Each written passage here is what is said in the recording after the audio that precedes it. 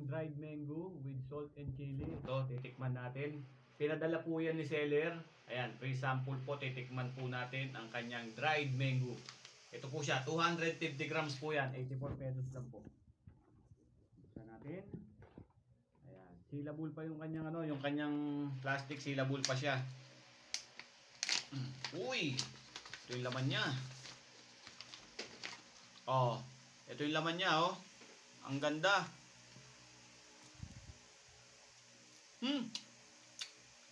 Sarap.